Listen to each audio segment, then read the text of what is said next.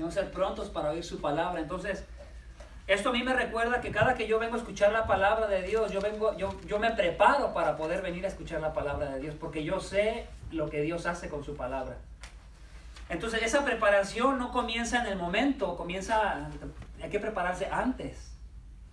Entonces, si tú el día domingo te estás durmiendo todo el tiempo noche, estás viendo mucha televisión, te duermes noche, te desvelas, te vas a levantar todo así medio cansado. No vienes igual de preparado que una persona que se durmió temprano, que durmió lo que tenía que dormir y que viene más alerta. ¿Sí me entienden lo que les trato de decir? La preparación siempre viene antes, no es en el momento. Entonces una persona que se comienza a preparar, que se comienza a disciplinar, va a tener mejores resultados. Porque viene más dispuesta, está más dispuesta la persona. Entonces, por eso siempre les recuerdo, ¿verdad? El domingo no lo vean como, otra vez clase, otra vez hay que ir. Lo tienes que ver como lo que dice la Biblia. Tienes que venir preparado para oír.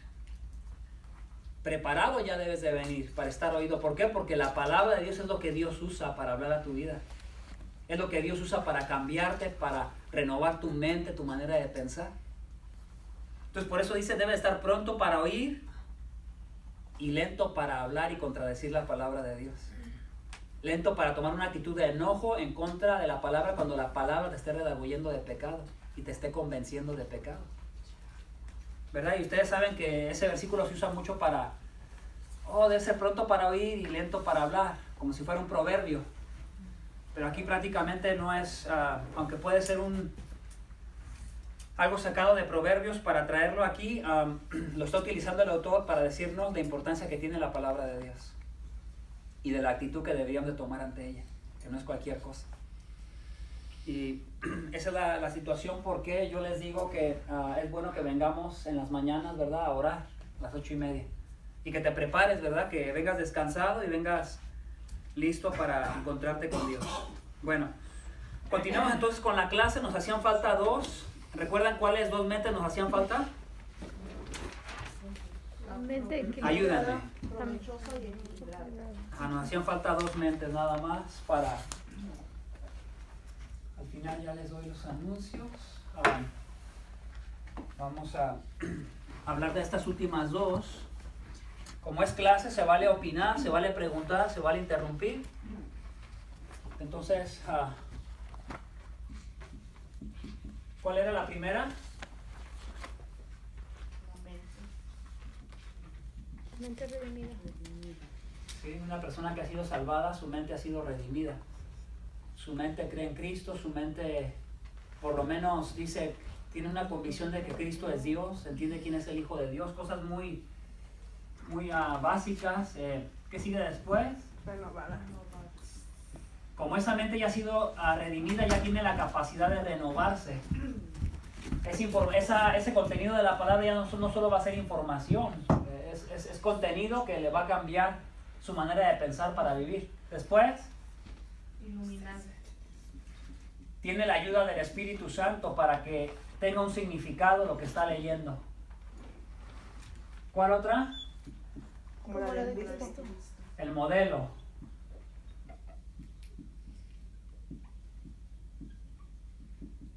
Después, la de la semana pasada, ¿cuál era?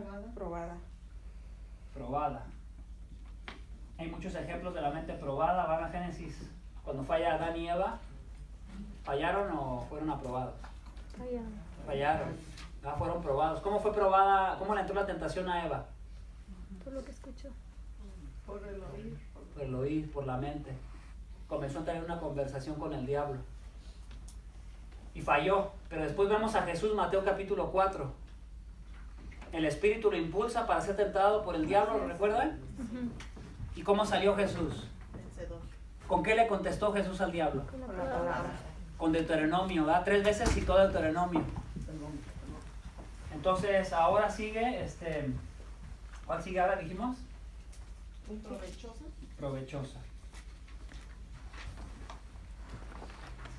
Entonces, entre más nos disciplinamos en renovar la mente y oramos, Dios nos ayuda a que la información, el contenido de la palabra de Dios nos esté cambiando nuestra manera de pensar para que en nuestros momentos de necesidad no actuemos rápidamente, no actuemos como hay una parte de la Biblia que lo menciona de esta manera, como animales irracionales cuando se refiere a los incrédulos, que solo actúan por actuar sin pensar.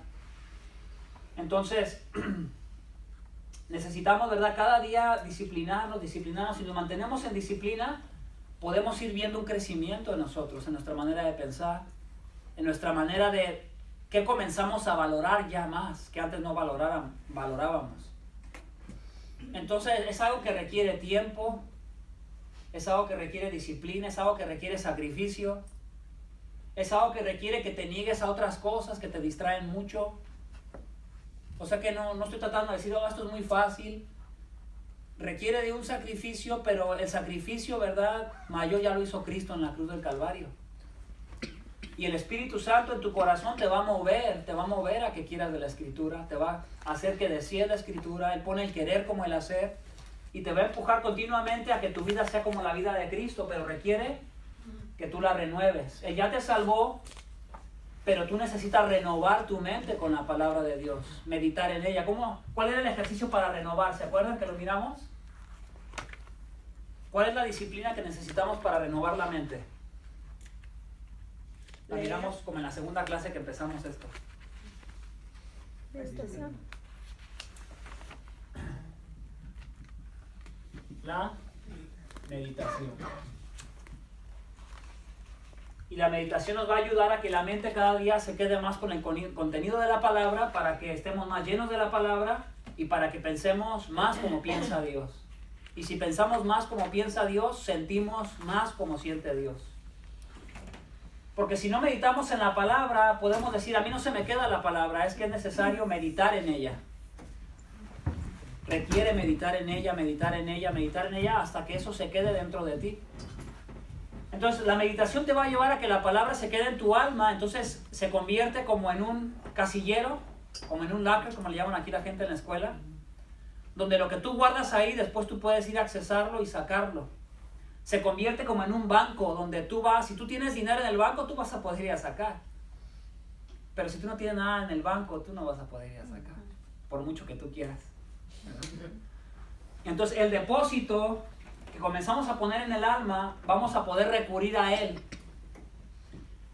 Entonces, entre más depósito pongamos ahí, vamos a poder accesar más rápidamente a él, vamos a disponer más fácilmente de él. Entonces requiere trabajo, requiere disciplina. La meditación requiere esta palabra, disciplina. Disciplina, ¿verdad? Disciplina. No podemos seguir como piensa el mundo. No quiero ser hipócrita, si no lo siento no lo hago. Nunca lo vamos a hacer porque nos vamos a comenzar a comportar como incrédulos. El incrédulo se comporta como se siente. ¿Sí? Por eso ese dicho tan popular que nosotros tenemos como cultura en español, ¿verdad? No quiero ser hipócrita, ¿verdad? Nomás, o sea, él no está pensando lo que está diciendo, te lo aseguro. Él simplemente lo está diciendo porque se ha hecho tanto parte de la cultura que lo repite como una repetidora. Lo dice como que si fuera algo correcto. No quiero ser hipócrita. Hasta que lo sienta lo voy a hacer. Entonces, ¿qué es lo que llega a suceder? ¿Qué está diciendo él? Que cuando esté enojado con alguien no va a ser hipócrita, va a ir y le va a decir una mala palabra. Cualquier cosa que se le venga y que sienta la va a querer actuar. Entonces no es una manera correcta de pensar. Esa manera de pensar incorrecta se tiene que ir filtrando poco a poco, renovando a través de la meditación. Cosas que hemos hablado, la manera como nos comportamos con la pareja, la manera como disciplinamos a los hijos, la manera como actuamos en el trabajo, la manera como veo a mi patrón. Muchas veces en el trabajo la manera de pensar en el mundo es, me sujeto a él y hago lo que me dice, mientras él está ahí, ya cuando se vaya hago lo que yo quiero. O a veces nos sentimos demasiado dignos, hay veces, no, él está siendo injusto conmigo. Y esa es a veces la mentalidad que predomina en el mundo y a veces eso también nos influencia a nosotros y nos comenzamos a comportar así. Cuando si tú vas a la Biblia, ¿qué dice la Biblia en cuanto a tu manera de trabajar? ¿Qué dice la Biblia en cuanto a la manera de trabajar? Y si todo lo que hacemos, aún en la manera como trabajamos, lo hacemos como para Dios, ¿cómo lo deberíamos de hacer? Buenos días. Pase, buenos días. A ver, ayúdame. ¿Cómo debería ser nuestro trabajo? Al saber que deberíamos de hacerlo como si fuese para Dios. Una buena actitud. Vamos a profundizar más, sabiendo que Dios es el creador del universo, sabiendo que nos debemos a Él, sabiendo que es nuestro dueño, sabiendo que es el Dios todopoderoso, todo soberano, que está en control de todas las cosas, que sostiene al mundo en donde está, que sostiene el universo, las estrellas, el sol, los planetas, y que por la palabra que sale de su boca Él crea todas las cosas. ¿Cómo deberíamos de hacer las cosas para Dios? Un corazón agradecido. Con un corazón agradecido. ¿Cómo más? En excelencia. En excelencia. Como un esclavo que está totalmente rendido ante su amo. En ocasiones, ¿verdad? No solamente porque sentimos, sino en ocasiones porque nos debemos. Simplemente por el hecho de que nos debemos a Él. Si Él es Dios, ¿quién soy yo? Una criatura. Que Él, por la palabra que salió de su boca, me crió dentro del vientre de mi mamá. A cada uno de ustedes. Y por tanto nos debemos a Él. Entonces, poco a poco, en cada área de nuestra vida necesitamos ser renovados. Para entender que todo nuestro mundo, nuestra familia, nuestro trabajo, nuestras actividades diarias que hacemos, todo lo deberíamos de hacer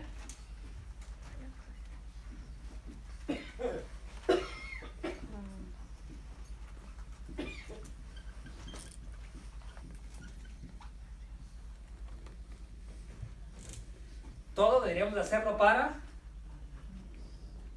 Ahora una pregunta, ¿por qué hay veces no hacemos todo para la gloria de Dios?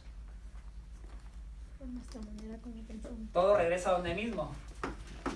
Porque no renovamos nuestra manera de pensar. Entonces, si yo quiero saber, por ejemplo, bueno, cómo yo renuevo mi mente en cuanto a mi área en mi mente que tiene que ver con el trabajo. Vayan, por ejemplo, vayan a Timoteo. Ahorita les digo si es la primera o la segunda. Es la primera de Timoteo capítulo 6. Ahí hay una buena porción en cuanto a... Si yo me aprendo esa parte de Timoteo y no solamente me la aprendo, la medito, pienso en ella, le doy tiempo, le dedico, va a comenzar a ser parte de mis pensamientos. Vean, si alguno enseña otra cosa y no se conforma a las sanas palabras de nuestro Señor Jesucristo y a la doctrina que es conforme a la piedad, está envanecido. Doctrina que es conforme a la piedad quiere decir que la doctrina que estás aprendiendo de la Escritura te va a ayudar a vivir una manera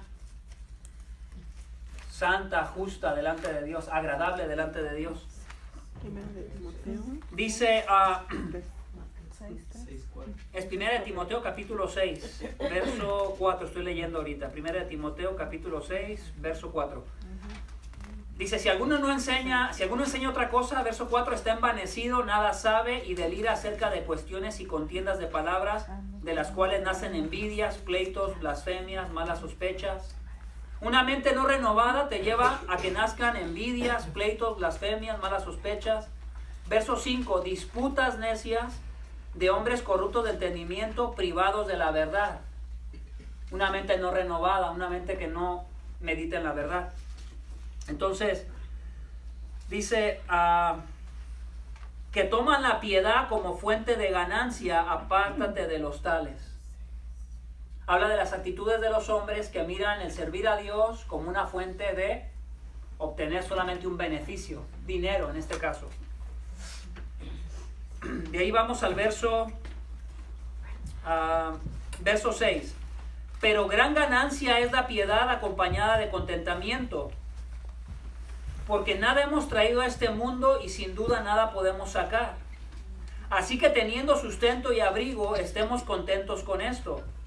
Porque los que quieren enriquecerse caen en tentación y lazo y en muchas codicias necias y dañosas que hunden a los hombres en destrucción y condición. Te habla, por ejemplo, de contentamiento, que es algo que muchas veces carecemos en la manera como a veces nosotros trabajamos.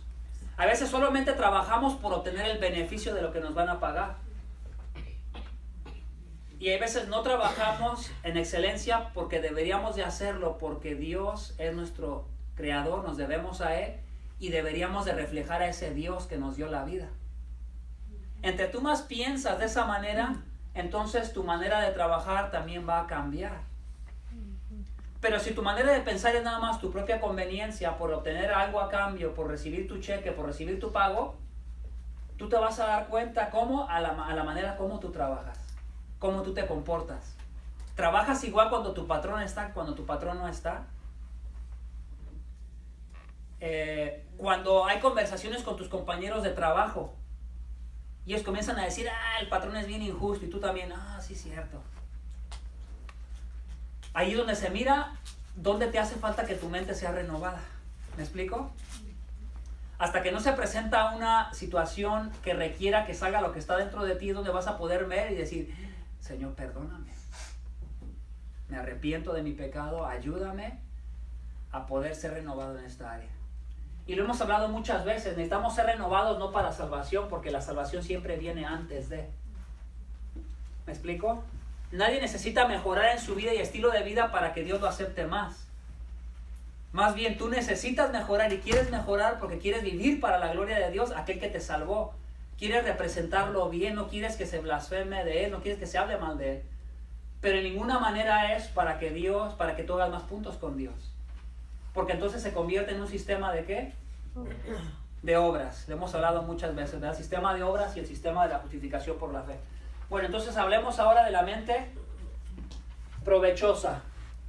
¿Qué quiere decir esto de la mente provechosa? Una mente que se ha estado ejercitando constantemente en la renovación de la mente y entonces comienza a ser provechosa, beneficiosa. Veamos algunos versos, por ejemplo, Salmo 119, 47 y 48.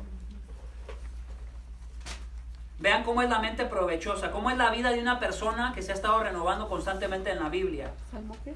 Salmo 119, verso 47 y 48.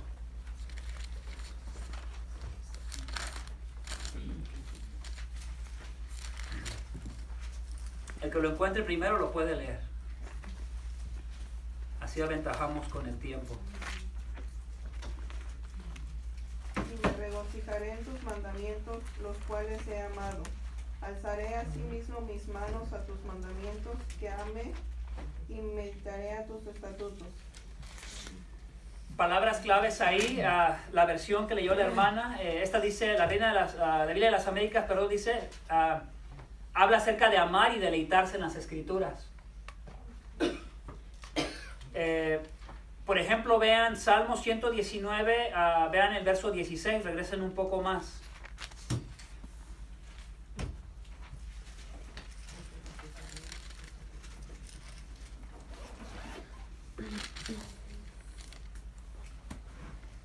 Dice, me regocijaré en tus estatutos, no me olvidaré. La primera habla acerca de deleitarse en las Escrituras, de amar las Escrituras. O sea que no actuamos como simples robots. No actuamos como robots, más bien respondemos ante la palabra porque la amamos, porque amamos a Dios. Porque Dios nos perdonó nuestros pecados, estamos agradecidos. Porque meditamos constantemente en la obra de la cruz, de ese Cristo que muere por personas indignas. Muere para salvar pecadores que merecen el infierno, pero ahora han sido salvados por pura gracia de parte de Dios. Y esa gracia te mueve a actuar en agradecimiento, en amor. ¿Recuerdan lo que dice Juan? Que nosotros le amamos, ¿por qué? Porque Él nos amó primero. El amor de Dios es experimental. No es un amor psicológico solo en la mente. La obra de Cristo en la cruz, cuando Él te salva, se vuelve una realidad. Tú comienzas a creer en ese Cristo que realmente muere por tus pecados, paga por tus pecados para salvarte. Entonces no es simplemente que por solo meditar en la Biblia y por solo repasar algo en la Biblia te vas a convencer psicológicamente. Eres movido a actuar por la obra del Espíritu Santo también viviendo dentro de ti. Porque Dios vive dentro de ti, entonces lo haces por amor. El verso 16 habla acerca de regocijarse en ellos.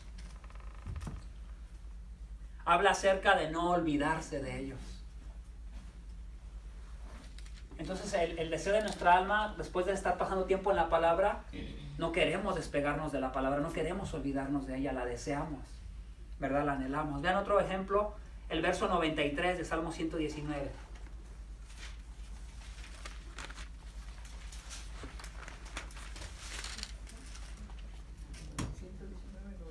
93. Van a ver ahí otra similitud, otra vez repitiéndose. ¿Qué dice? Nunca jamás me olvidaré de tus mandamientos, porque con ellos me has vivificado. ¿Ven la actitud ahí del corazón de esta persona? ¿Qué creen que esté tratando él de decir al expresar estas palabras? Nunca jamás me olvidaré. ¿Por qué esta persona no se quiere olvidar de la palabra de Dios? Porque ha experimentado, ¿verdad?, el beneficio que recibe de ellos, ha experimentado el amor de Dios, ha experimentado lo que hace Dios a través de su palabra. Vean, por ejemplo, el verso 176.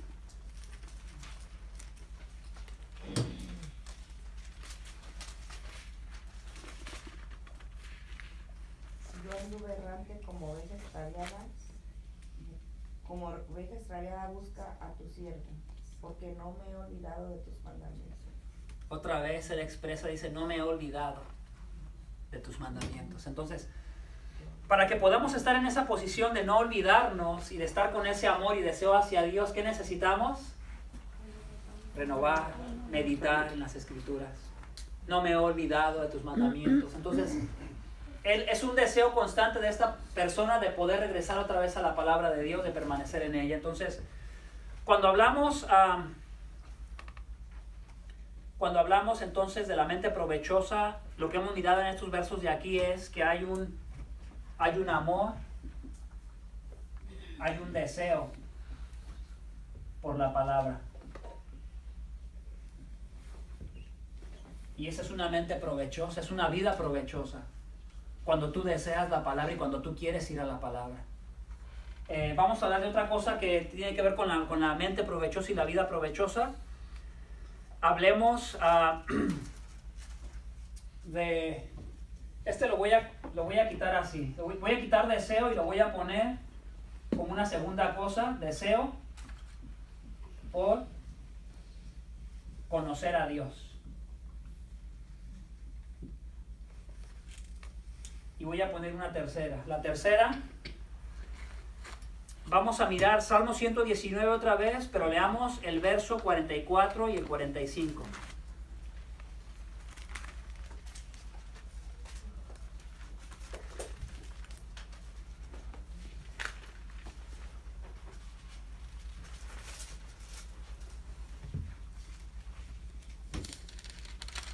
¿Ya lo tienen ahí?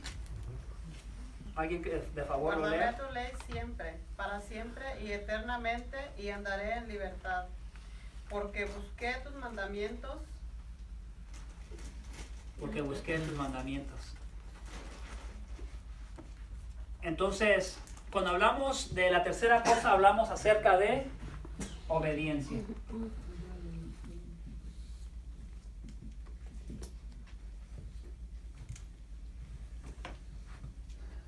Y podemos referirnos a la mente provechosa, ¿verdad? Como una mente y una vida que está haciendo la voluntad de Dios. Cuando vamos a la palabra lo hacemos por amor, en respuesta a lo que es hecho por nosotros. Manifestamos un deseo de querer conocer a Dios. No me olvidaré de tus palabras, no me olvidaré. Y podemos mirar una actitud de esta persona que está en Salmos queriendo obedecer lo que está aprendiendo. Entonces deben acordarse, muchas veces nos ponemos unas exigencias muy altas. Muchas veces los cristianos nos vemos a nosotros mismos como hipócritas porque decimos, bueno, es que conozco mucha Biblia pero practico poco. Debemos de examinar muchas veces la manera como disciplinamos nuestras vidas y el procedimiento que a veces utilizamos, porque se supone que entre yo más renuevo mi mente con la palabra, más el Espíritu de Dios me ilumina, me voy a ir pareciendo más a Cristo. Otra manera de ponerlo es, entre yo más lleno mi alma con la palabra de Dios, se supone que más debería de quererla obedecer. ¿Sí? El deseo por la palabra de Dios para obedecerla no va a venir primero antes que cambiar la manera de pensar, jamás. Siempre la manera de pensar va a influenciar la manera como me comporto, siempre. ¿Cómo ven? ¿Creen que sí sea o no? Pareciera ser que en muchas circunstancias de nuestra vida actuamos sin pensar. ¿Les ha pasado? ¿Cómo en qué momento se imaginan? Pongamos algunos ejemplos. Como cuando alguien me hace enojar. Como cuando alguien hizo algo que me molestó. Y luego tu mente, ¿cómo comienza a pensar? A la defensiva. Defensiva. Comienzas a sacar tu argumento. A veces no lo dices, pero ya la manera como te estás comportando, tu argumento ya te está llevando a actuar. ¿Sí o no? Por ejemplo, cuando tu esposa hace algo que te incomodó o tu esposo hace algo que te incomodó, luego te sale ahí tu manera de pensar. Y no te detienes a pensar porque hace falta que la mente sea más renovada. ¿Sí nos pasa así o no? Entonces, ¿qué otras áreas podemos hablar? Vamos a hablar de cosas a lo mejor un poquito más difíciles, como cuando se muere un familiar. ¿Cómo se comporta a veces el ser humano? ¿Cómo se comporta? Inconsolable. Incontrolable, inconsolable. ¿Por qué creen que sea eso señal de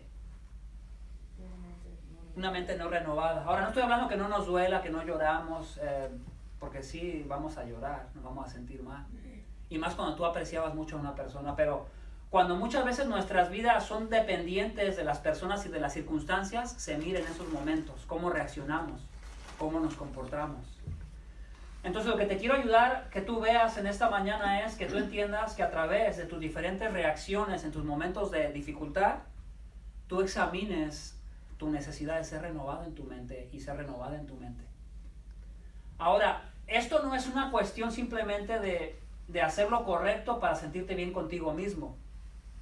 Es más bien una cuestión de responder en amor a aquel Dios que te ha amado, porque al final de cuentas el beneficio lo recibes tú. El carácter de parecerte más como a Cristo lo recibes tú como creyente. El beneficio no lo recibe Dios. Dios no está como que ahí en el trono y diciendo, haciendo berrinche. Este no me está obedeciendo. Imagínate que Dios dependiera de cosas como a nosotros a veces dependemos de cosas. ¿No sería Dios? ¿Sí me explico? Nosotros tenemos problemas con los ídolos y comenzamos a poner ídolos en la vitrina de nuestro corazón. Comenzamos a poner el trabajo, comenzamos a poner al esposo, a la esposa, a los hijos. Y no lo decimos, pero a veces la manera como nos comportamos nos hace revelar que la mente no ha sido renovada. Otro ejemplo, cuando los padres vemos que nuestro hijo tiene ciertas capacidades para ciertas cosas y a veces nosotros queremos que tengan la capacidad que no tienen y les ponemos expectativas muy altas. Hijos frustrados. O sea, hacemos a veces de nuestros hijos ídolos. Y de muchas cosas podemos hacer ídolos por falta de... Porque la Biblia tiene para todas las áreas, para el trabajo, para la familia, para el esposo, para la esposa. Si tuviéramos que hablar del matrimonio, ¿a dónde vamos a la Biblia para renovar nuestra mente en cuanto a esa área? Efesios, ¿verdad? Capítulo 5.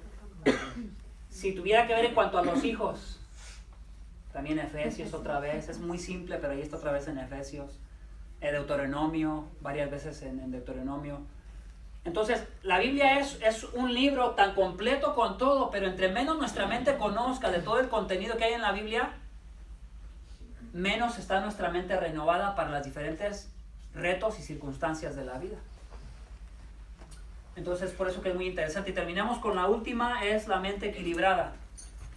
Con la mente provechosa me refiero a una mente que cada día está creciendo en las diferentes áreas, que está madurando, que se mira que está progresando, ¿verdad? No solamente en cuanto a alguna área, porque pudiésemos tener alumnos que digan, no, yo me estoy sabiendo mucho la Biblia, pero pareciera ser que se sabe mucho la Biblia, pero en los momentos de tensión y depresión, pareciera ser que de todo lo que se sabe, como que su mente no ha sido renovada con lo que sabe, o al menos ha entendido el procedimiento mal. Ha entendido que a lo mejor se va a ganar el favor de Dios por saberse tanto la Biblia y está como que pensando en un sistema de justificación por las obras de que se va a ganar el favor de Dios, en lugar de estar amando a Dios. Se supone que todo creyente, cuando Dios lo salvó, genuinamente le nace un amor, ¿verdad? Un amor. Tú vas a la Biblia y habla del primer amor. En Apocalipsis le da una advertencia a una iglesia: vuélvete a tu primer amor, ¿verdad? No se puede ser creyente, recién nacido de nuevo, si no hay amor hacia Dios. Y cuando tú llegas a experimentar esa falta de amor, aún eres llamado a arrepentirte. Perdóname, Señor, ayúdame a volverme a mi devoción de amor hacia ti.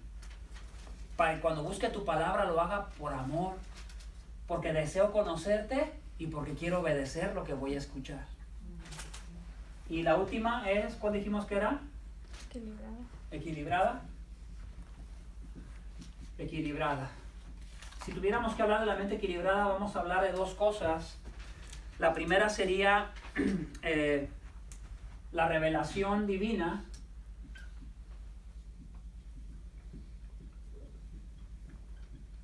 Si queremos conocer a Dios lo más que podamos, ¿a dónde vamos? La palabra de Ay, Dios. perdón. A la Biblia, ¿cierto? La palabra de Dios es una revelación que viene de parte de Dios, que es sin error, es segura, es confiable. Y podemos conocer solamente lo que Dios nos quiere decir. No vamos a poder conocer más de lo que Él no nos está diciendo. Esa sería la revelación divina. Entonces, una mente equilibrada es una mente que está confiada, no solamente porque tú lo digas, pero porque la misma Biblia da evidencia de lo confiable que es la Biblia. Hay muchos videos que tú puedes ver de dónde viene la Biblia, cómo se formó, cuánto tiempo pasó. Cosas que la Biblia habla que tú dices, ay caray. Cosas que antes los científicos descubrieran o mencionaran siquiera, ya la Biblia las había hablado. Pero sobre todo la vida que la Biblia te ofrece. Por ejemplo, hay un detalle muy particular que me llama la atención. El libro de la Biblia es tan maravilloso que cuando tú miras cómo habla, por ejemplo, acerca del pecado, cómo le da al blanco en cuanto al pecado. No hay ningún otro libro que podamos hablar religiosamente que hable del pecado y lo explique y lo divida en todas sus partes tan excelentemente, que le dé al blanco de cómo miramos que el pecado controla a los seres humanos, como la Biblia.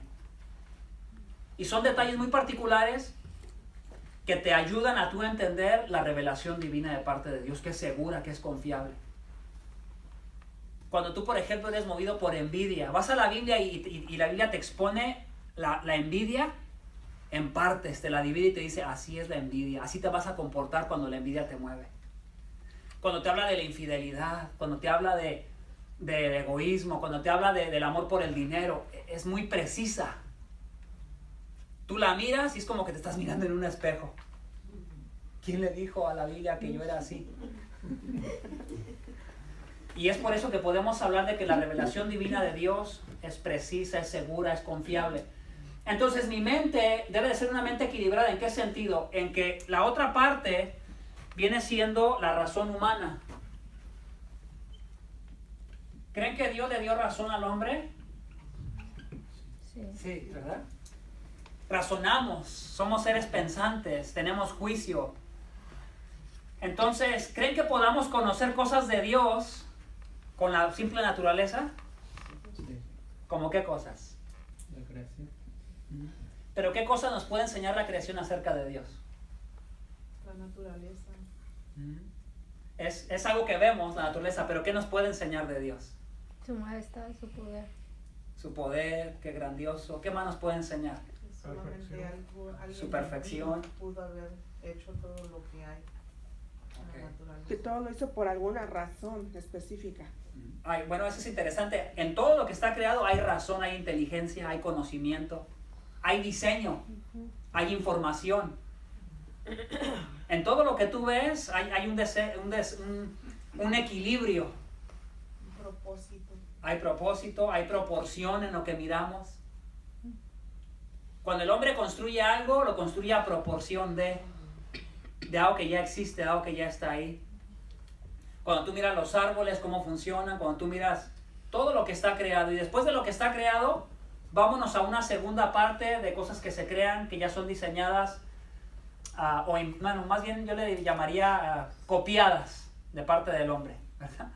Copiadas, porque respondemos por cómo somos. Diseñamos cosas porque Dios es diseñador. Creamos cosas porque Dios es, pero creamos cosas de lo que ya existe. Dios crea cosas de la nada.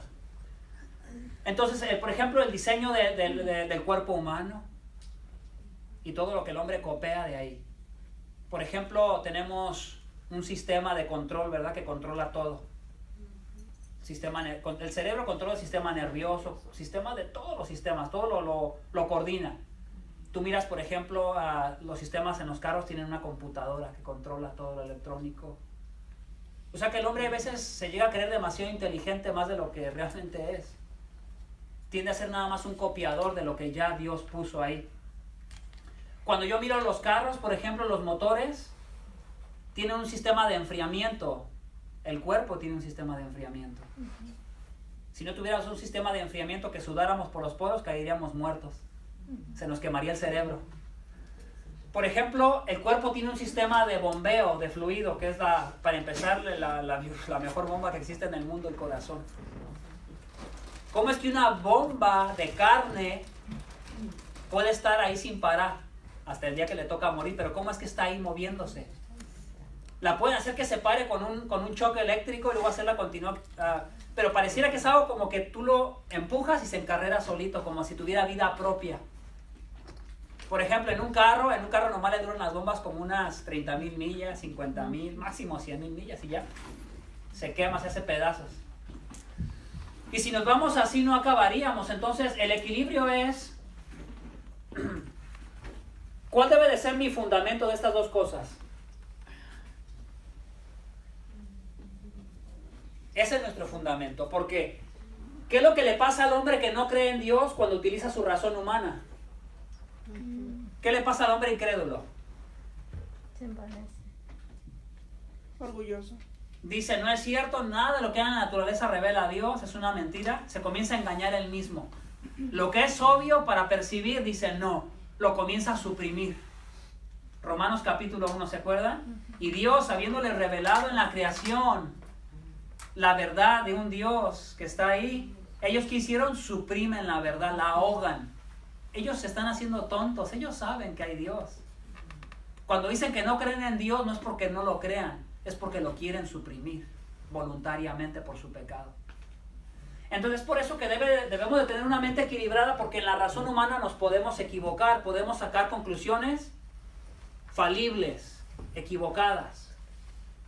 Si nuestra razón humana nos está llevando a estar de acuerdo con la revelación de la palabra, ¿verdad? Podemos decir, ok, es una manera correcta de pensar.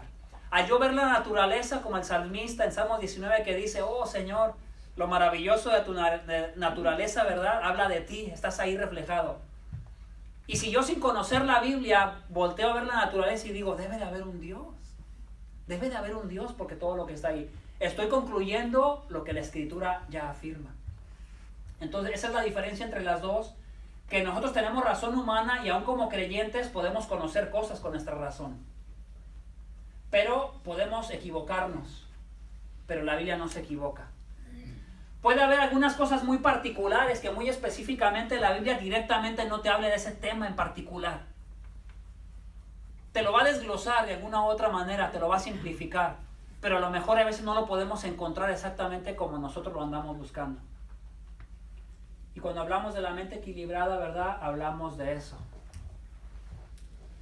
Que la revelación divina, ¿verdad? La obtenemos de Dios, ya nos ha sido dada, pero también Dios nos ha dado una razón.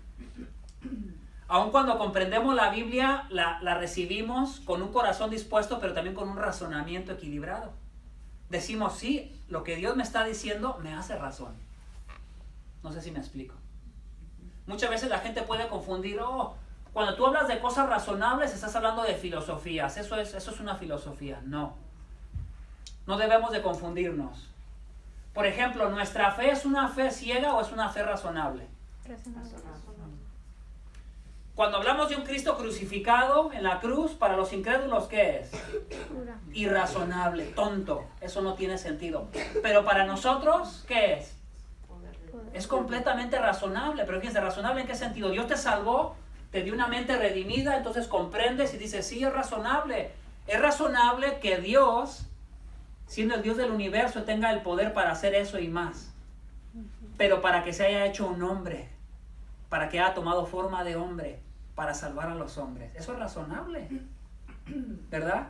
Se está dando un pago de un hombre perfecto, sin pecado, para poder salvar a los que no merecen ser salvados. Necesita haber un pago de pecado. Eso es razonable. Entonces la fe no es ciega, la fe no es tonta, la fe es razonable. Entonces entre más comiences a conocer la Biblia, te vas a dar cuenta que tu fe se va a hacer más razonable cada vez, más justa, más entendible, más balanceada. Entonces, cada vez que tú vas a comportarte de una manera pecaminosa y se te viene la Biblia, ¿qué está utilizando Dios para detenerte a pecar? En muchas ocasiones. Tu mente, tu razón, tu razonamiento. Entonces, cuando hablamos de la mente equilibrada, hablamos de una mente que Dios utiliza y utiliza tu razonamiento para la manera como te comportas. ¿Sí pueden mirar eso en sus vidas? ¿Ustedes, su mente no está en blanco? ¿O sí? Cuando tú vas a actuar, ¿tu mente está en blanco? Cuando se te antoja una nieve, ¿tu mente está en blanco? ¿Pensaste en la nieve? ¿No?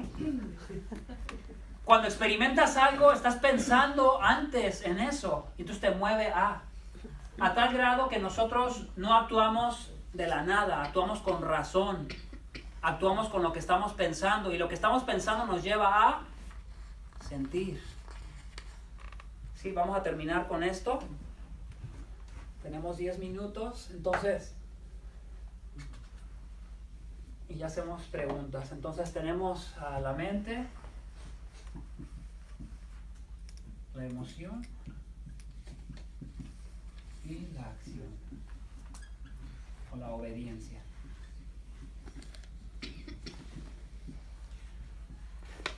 Entonces, muchas veces estamos comportándonos de una manera ante una circunstancia y pareciera ser que en muchos momentos no estamos pensando, pero nos vamos a encontrar que estamos sintiendo cosas. Entonces, tenemos la tendencia a actuar como pensamos o como sentimos. Como sentimos. Como sentimos, ¿cierto? ¿Sí les pasa así a todos o no? Lo que siento. Por eso el ser humano dice, no quiero ser hipócrita, quiero actuar conforme a lo que siento, pero hay un problema con eso. Imagínate que todos actuáramos conforme a lo que sentimos. Por eso miramos los pecados que están en el mundo, por eso miramos pedofilia, homosexualismo, libertinaje, homicidio, infidelidad en el matrimonio, porque la gente se quiere comportar como por lo que siente. No habría leyes en el mundo. Se tendría que destruir. Y el mismo hombre da evidencia que aunque sienta cosas equivocadas, quiere poner leyes para detener lo que se quiera salir fuera de control. Porque si no, imagínense, nos terminaríamos destruyendo. Pero esto a mí me llama mucho la atención y me gustó que me aprendí algo que enseñaba el pastor Bill, que nosotros tenemos que examinar, ¿qué cosa? Lo que estamos sintiendo en ciertos momentos de nuestra vida o en las circunstancias que estamos viviendo. Porque al nosotros estar examinando lo que sentimos, ¿qué estamos examinando? Nuestro corazón. Ajá, sí, Nuestros pero pensamientos. particularmente lo que pensamos acerca de algo.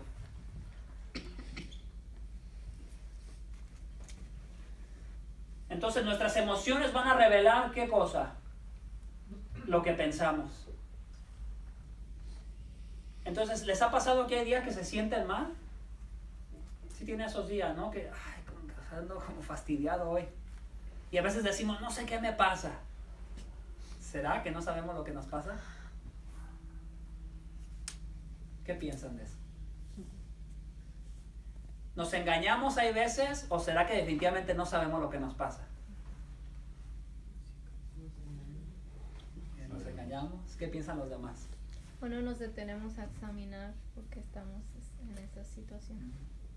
No nos detenemos. ¿Qué piensan los demás? ¿Qué más? ¿Nos engañamos o definitivamente a veces simplemente nos sentimos mal de la nada? Puede haber algo físico, ¿verdad? Alguien puede estar enfermo de algo, ¿sí? Y sí puede experimentar ciertas reacciones, desbalances en su cuerpo si está enfermo de algo. Pero creo que el porcentaje es muy mínimo de las personas que las consideran como enfermas Físicamente. psicológicamente o mentalmente, es muy bajo el porcentaje. Es como 3% o 5%. Sí. Bien poquito. La mayoría de los seres humanos nos gusta, ¿verdad?, ignorar la manera como pensamos. Ahora, no quiere decir que la emoción sea mala, ¿verdad?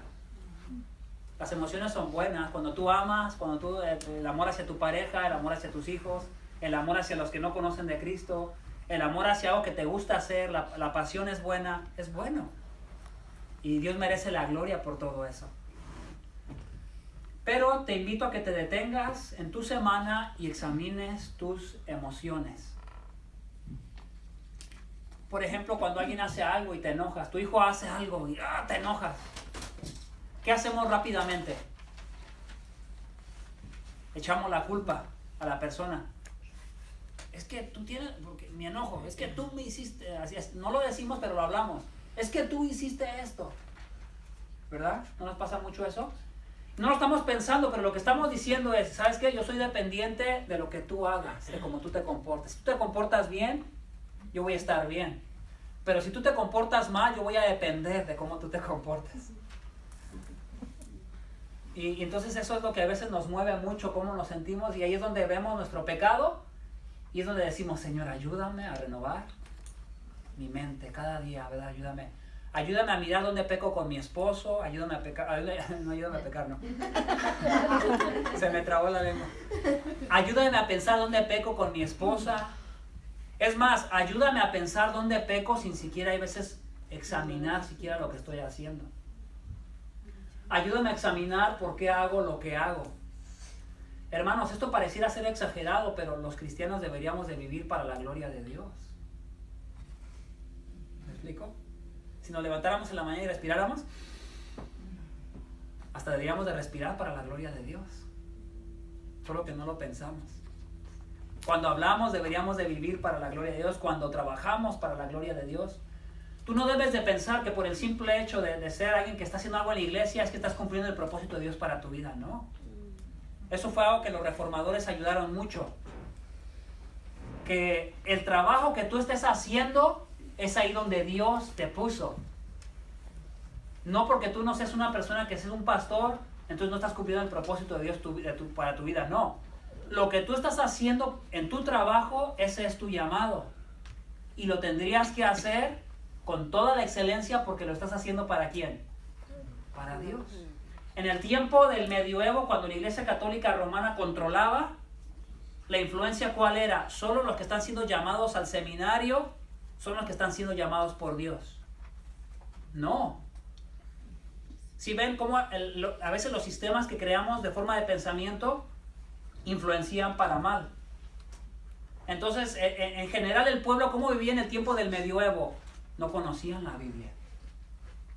Les decía que les decían no la van a entender. Les prohibían leer. Solo los que tenían el conocimiento como el latín podían tener acceso a la Biblia que habían traducido, ¿verdad? Como la Vulgata. Entonces, ¿cómo vivía el pueblo? En ignorancia. ¿Cómo van a poder tener una mente renovada? ¿Cómo van a poder tener una mente que puedan vivir para la gloria de Dios si no conocen la mente de Dios? ¿Verdad? Y entonces es un tiempo que se conoció como el oscurantismo, donde la palabra de Dios, aunque la tenían ahí impresa en papel, el pueblo no la conocía. Y entonces tendemos a vivir las consecuencias, ¿verdad?, de todo eso. Y por eso podemos ver los abusos que se hacían, tan tremendos, ¿verdad?, que ahorita parecerían para nosotros qué ridículos matar a alguien por su fe, ¿verdad? Pero todavía puede suceder. Entonces hasta ahí vamos a terminar.